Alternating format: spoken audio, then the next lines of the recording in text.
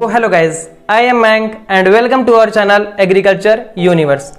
So today we are discussing about scope of agronomy. ठीक है, शस्य विज्ञान का जो क्षेत्र है, दायरा है, इस पे हम बात करेंगे. ठीक है, तो इससे पहले मैं बता दूं कि हमारी एक वीडियो आ चुकी है एग्रोनॉमी की, जिसपे मैंने बताया कि एग्रोनॉमी होता क्या है, इनके फादर कौन है, जनक कौन है और ऑरिजिन ऑफ एग्रोनॉमी. ठीक है, जो शस्य विज्ञान की उत्पत्ति हुई थी वह कब हुई थी. आज हम बात करेंगे स्कोप ऑफ एग्रोनॉमी. ठीक है, तो आप जैसे जानते हो कि हमारा जो इंडिया है वह शुरू से ही कृषि प्रधान रहा है. ठीक है, यहाँ पर इंडियन जो फार्मर होते हैं वो फूड प्रोडक्शन करते हैं, फसलों का उत्पादन करते हैं और हमारा जीवन निर्वाह होता है इसी से. ठीक है, तो यहाँ पर काफ़ी स्कोप है. आप तो फूड प्रोडक्शन के बारे में अच्छे से जानते हैं. सो आगे बात करते हैं हम सस्टेनेबल एग्रीकल्चर. ठीक है, जो स्थायी कृषि होता है. स्थायी कृषि का मतलब क्या, जिस पे किसान खेती करता है और पैदावार करता है, लेकिन क्या होता है कि ऐसा पैदावार करता है जिसमें फसल का उत्पादन भी अच्छा होता है लेकिन मिट्टी की उर्वरता शक्ति बरकरार रहे, इसीलिए हम इसको स्थायी कृषि बोलते हैं. ठीक है, ऐसा नहीं है कि आप पेस्टिसाइड फर्टिलाइजर यूज करके खेती कर लिए. ठीक है, खेती कर लिए, फसल आपको ज़्यादा मिल गई, लेकिन अगली बार जब आप उसका यूज कर रहे हैं तो आपको काफ़ी फसल कम मिलेंगे उसमें.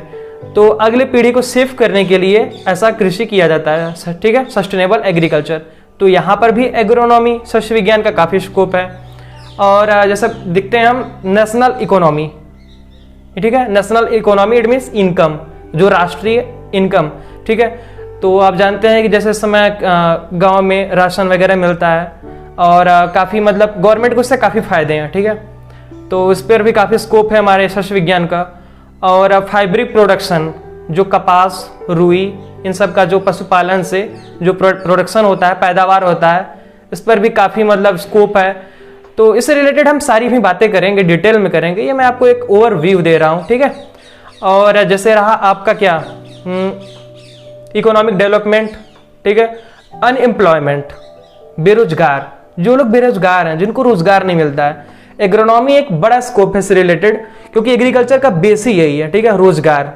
आपके पहले टाइम में देखेंगे कैसे लोग अपना जीवन निर्वाह करते थे और अपना एक एक टाइम स्पेंड करते थे, दिन रात मेहनत करते थे और बहुत ज़्यादा उनको कोई फायदा नहीं था. लेकिन इस टाइम इतना स्कोप हो गया एग्रोनॉमी का और इतने टेक्निक्स आ गई हैं, मैकेनरीज आ गई हैं, जिसका यूज करके लोग काफ़ी अच्छा इनकम कर रहे हैं. तो अनएम्प्लॉयमेंट जो लोग थे अब उनको एक रोजगार मिल गया है, वो अपना काम कर रहे हैं. तो ये सब स्कोप है. क्या है, एग्रोनॉमी का ही स्कोप है, शस्य विज्ञान का ही स्कोप है. और इस पर हम डिटेल में बात करेंगे. ये मैं थोड़ा सा बस बता रहा हूँ आपको. तो चलिए वीडियो स्टार्ट करते हैं. स्कोप इन फूड प्रोडक्शन, खाद्यान्न उत्पादन के क्षेत्र में अन्न, दालें एवं तेल हमारे भोजन के प्रमुख घटक हैं. बढ़ती हुई जनसंख्या एवं उसकी भोजन की आवश्यकता की पूर्ति हम सघन खेती के माध्यम से कर सकते हैं. इस समय हम अपने अन्न उत्पादन में आत्मनिर्भर तो हो गए हैं, परंतु अभी भी खाद्य तेलों एवं दालों के उत्पादन में हम आत्मनिर्भरता हासिल करना है, क्योंकि अभी हमें इसकी आवश्यकता पड़ती है, जो कि हम मार्केट से बाहरी जगह से खरीदते हैं. अतः दलहनी एवं तिलहनी फसलों के उत्पादन की ओर हमें विशेष ध्यान देना चाहिए. स्कोप इन फाइबर प्रोडक्शन, रेशा उत्पादन के क्षेत्र में कपास, जूट एवं सनई हमारे देश में उगाए जाने वाले प्रमुख रेशे की फसलें हैं. इन फसलों को उत्पादन बढ़ाकर हम न केवल वस्त्र एवं अन्य औद्योगिक उत्पादों का हेतु कच्चा माल उपलब्ध करा सकते हैं, परंतु इनके रेशों का निर्यात करके विदेशी मुद्रा भी अर्जित कर सकते हैं.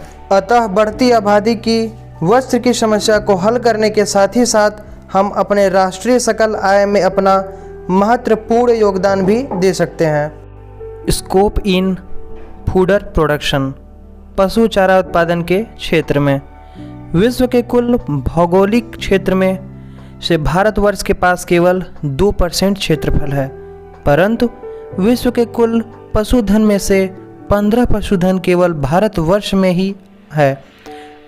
आशा यह है कि भारतवर्ष में विशाल पशुधन को चारा उत्पादन कर उपलब्ध कराना एक बड़ी समस्या बनी हुई है. इस समय हमारे देश में कुल काश्त योग्य भूमि में लगभग 4% क्षेत्र में पशु चारा उत्पादन किया जाता है। चूँकि अभी हमारे देश में कृषि पशु आधारित ही है, अतः पशुओं को उचित पोषण प्रदान करने हेतु चारे की उपलब्धता बढ़ाना नितांत आवश्यक है। पशुधन को चारा उपलब्ध कराने से न केवल कृषि में गति आएगी और इससे पशुपालन के साथ साथ चमड़ा उद्योग एवं दुग्ध उद्योगों का भी आगे बढ़ने के अवसर प्राप्त होंगे। Scope in employment.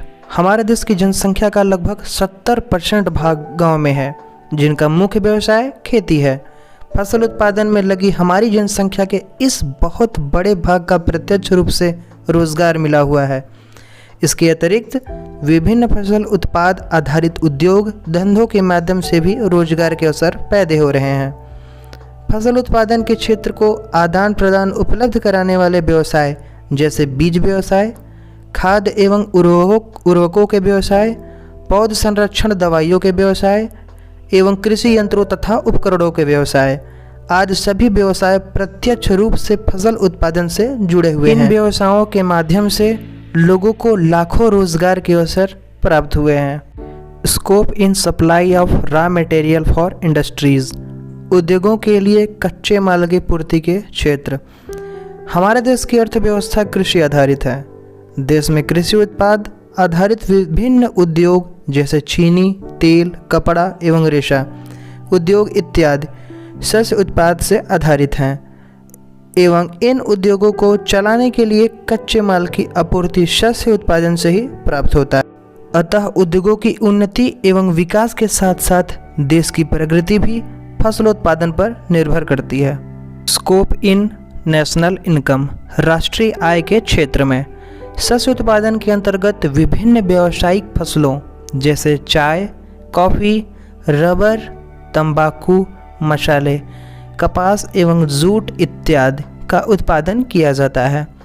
इन फसल उत्पादों की मांग विश्व बाजार में काफ़ी अधिक है, जिन्हें हम निर्यात कर महत्वपूर्ण विदेशी मुद्रा का अर्जन करते हैं। Scope in sustainable agriculture. टिकाऊ खेती के क्षेत्र में भूमि की उर्वरा शक्ति को बनाए रखते हुए उसमें सुधार करते रहने की एक और चुनौती ही है। इस चुनौती को शस्य विज्ञान के सिद्धांतों का पालन करते हुए बनाए रखा जा सकता है। शस्य उत्पादन के साथ ही साथ भूमि की उर्वरता को भी उचित फसल चक्र अपनाकर मृदा में कार्बनिक खादों आदि के माध्यम से जीवांश पदार्थों को मिलाकर मृदा क्षारीयता, मृदा संरचना व मृदा क्षरण आदि का उचित प्रबंध करके लंबे समय तक टिकाऊ बनाए रखा जा सकता है। और लास्ट है आपका स्कोप इन फैमिली हैप्पीनेस। अच्छे फसलोत्पादन से खेती करने वाले परिवार की आय बढ़ती है। इसके अतिरिक्त खेती से उसका खाद्यान्न एवं ईंधन की आवश्यकता भी पूरी हो जाती है, जिससे परिवार खुश रहेगा, परिवार में सुख शांति आएगी एवं साथ ही परिवार का रहन सहन भी ऊंचा स्तर पर उठेगा। सो गाइस, इसी के साथ फिर मिलते हैं अगली वीडियो में। तब तक के लिए बाय बाय, टेक केयर।